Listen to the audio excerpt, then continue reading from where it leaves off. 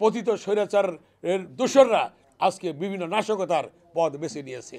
এয়ারপোর্টে আগুন, বিভিন্ন জায়গায় আগুন, কেন এটা হচ্ছে? এই নাশকতার মূল হোতা শেখ হাসিনা। নির্বাচন হবে, এই নির্বাচনে আজকে জাতীয়ভাবে যারা সেদিন আন্দোলনে অংশগ্রহণ করেছিলেন তাদের মধ্যে যদি অনৈক্য হয় তাহলে ফ্যাসিস্টরা সুযোগ পেয়ে যাবে। সেই সুযোগটাই তারা নিচ্ছে। কেউ কেউ পিআর পদ্ধতির নামে নির্বাচন ভণ্ডুল করার চেষ্টা করছে, কেউ কেউ নির্বাচন বানচাল করার চেষ্টা করছে, কেউ কেউ বিভিন্নভাবে ষড়যন্ত্র করছে। আমি আহ্বান জানাবো সকল ষড়যন্ত্রের পথ ফেলে রেখে সেদিক থেকে সরে এসে সকলে সমমনা দল যারা স্বৈরাচার বিরোধী ফ্যাসিস্ট খুনি হাসিনা বিরোধী আন্দোলনে ছিলেন তারা সকলে ঐক্যবদ্ধভাবে আবার নতুন করে শপথ নিতে হবে যে ফ্যাসিস্ট খুনি শেখ হাসিনার বিচার হইতে হবে। সন্ত্রাসী রাজনৈতিক দল আওয়ামী লীগ যেটা নিষিদ্ধ ঘোষণা করা হয়েছে সেটা নিষিদ্ধ থাকবে এবং বাংলাদেশ এগিয়ে যাবে স্বাধীন সার্বভৌমভাবে। এবং আজকে বাংলাদেশের স্বাধীনতা সার্বভৌমত্ব কিন্তু হুমকির সম্মুখীন। কিভাবে? একটি প্রতিবেশী দেশে বসবাস করে আজকে ষড়যন্ত্র করছে, চক্রান্ত করছে শেখ হাসিনা, ফ্যাসিস্ট খুনি শেখ হাসিনা। সেখান থেকে তাদের প্রেতাত্মাদেরকে দিয়ে পতিত স্বৈরাচারের দোসররা আজকে বিভিন্ন নাশকতার পথ বেছে নিয়েছে। এয়ারপোর্টে আগুন, বিভিন্ন জায়গায় আগুন, কেন এটা হচ্ছে? এই নাশকতার মূল হোতা শেখ হাসিনা এবং তার নেতৃত্বেই এগুলি হচ্ছে। অতএব সরকারকে আহ্বান জানাবো অবিলম্বে যারা এর সাথে জড়িত তাদের বিচার করা এবং তাদেরকে বিচারের সম্মুখীন করা, তাদেরকে বিচারের আওতায় আনা এবং এই ধরনের ঘটনা যাতে আর না ঘটে সেদিকে সরকারকে লক্ষ্য রাখার জন্যে আমরা আহ্বান জানাবো।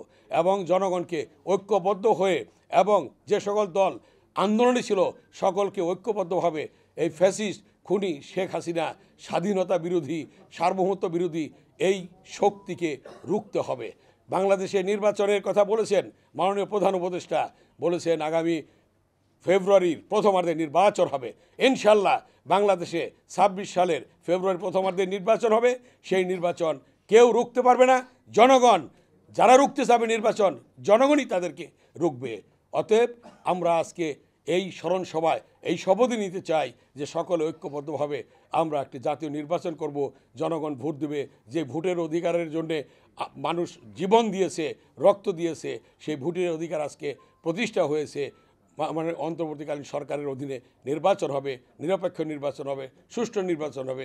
জনগণ সিদ্ধান্ত নেবে কারা আগামীতে দেশ চালাবে। এবং একটি কথা আপনারা শুনেছেন, বিএনপির ভারপ্রাপ্ত চেয়ারম্যান দেশনায়ক তারেক রহমান বলেছেন সমমনা দলগুলি যারা আন্দোলনে ছিল তাদেরকে নিয়ে আগামীতে সরকার গঠন হবে, জাতীয় সরকার গঠন হবে। অতএব আপনারা দেখেছেন বিএনপির ভারপ্রাপ্ত চেয়ারম্যান তার উদারতা, তার মন মানসিকতা। অতএব তিনি বাংলাদেশে উজ্জ্বল দৃষ্টান্ত রেখেছেন যে দেশপ্রেমের। তিনি কি বলেছেন? দিল্লি নয়, পিন্ডি নয়, সবার আগে বাংলাদেশ, সবার আগে বাংলাদেশ। এটা তিনি বাংলাদেশকে ভালোবাসেন এবং তার বাংলাদেশের প্রতি যে দেশপ্রেম, সেই দেশপ্রেমের উজ্জ্বল দৃষ্টান্ত রেখেই যাচ্ছেন, রাখবেন এবং মৃত্যুর আগ পর্যন্ত তিনি রাখবেন। তার বক্তব্যে, তার কথায় সেটা ফুটে উঠেছে।